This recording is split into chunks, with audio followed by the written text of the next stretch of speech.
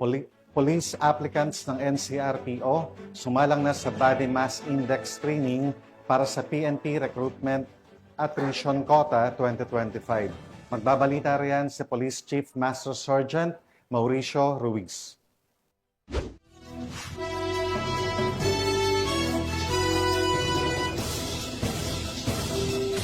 So nandito naman tayo sa PNP Recruitment 2025 at syempre kasama natin si Patrolman Evelyn Lumabi. Yan, syempre kami mga police correspondent ng Police News Network. Syempre kami partner, yung araw ng Body Mass Index o BMI. Dito masusukat kung karapat-dapat ka bang magpunta o sa next process ito yung physical agility test. So sa palagay mo partner, ano yung dapat asahan ng PNP para sa ating mga future police officer?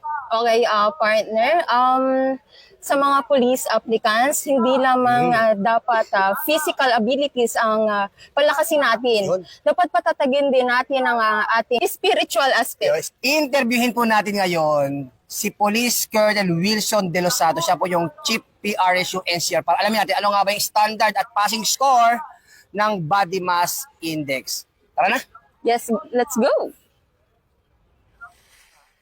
Ngayon po yung araw ng BMI natin, tatagal po ito ng 2 araw.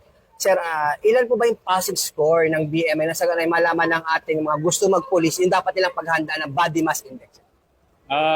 Ang Body Mass Index po natin ay nagre-range from 18.5 to 26.5.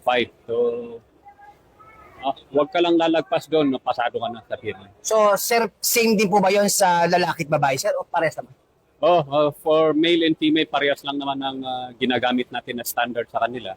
Kasi BMI lang naman. No? Sa ating mga aplikante na huwag po maniwala pag merong lumalapit sa atin na nagsasabi na bibigyan lang ng pera at tutulungan. Kasi wala pong makakatulong sa inyo kundi yung sarili nyo lang.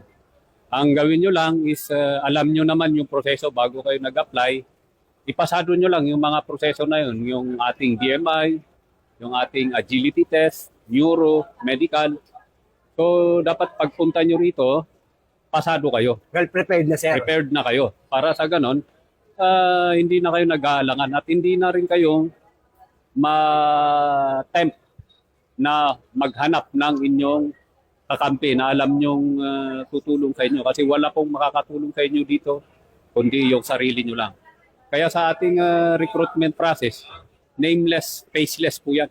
QR code ang ginagamit natin at yan ay para maiwasan yung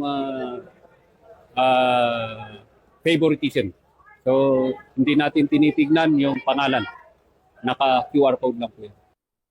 I-interviewin naman natin isa sa mga police applicants ng NCRPO. Siyempre, ano nga bang pinaghandaan ni police applicants Nick Daw Jan Isaac para sa BMI? Ang pinaganda ko dito sir yung physically dahil galing ako 95 kilos, ngayon nasa 61 kilos. 95 kilos? Yes sir. Ngayon nasa 61 kilos na lang po ako. Bukod doon, pinaganda ko rin po ito mentally dahil alam natin meron po tayong neuro na examination. Ngayon natin si Joshua Fajardo Sevilla. Tanong ko sa iyo ay paano mo pinaghandaan itong BMI? Ako po kasi, sa case ko po kasi medyo may kapayatan po ako kaya ang ginawa ko po is yun, nag-gain po ako ng timbang. Ayun po. Kasi kumain po ako tapos uminom ng tubig para yun, medyo bumigat. Ano inspirasyon mo para maging pulis? Simula bata po, pangarap ko na po talaga maging pulis. Para maging kauna-unahang pulis po sa pamilya po namin.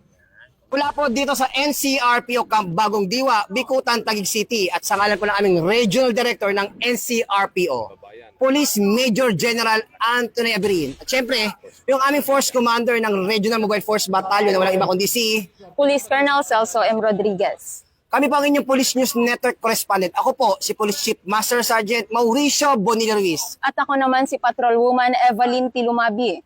Alagad ng batas, tagataguyod ng balitang pulis.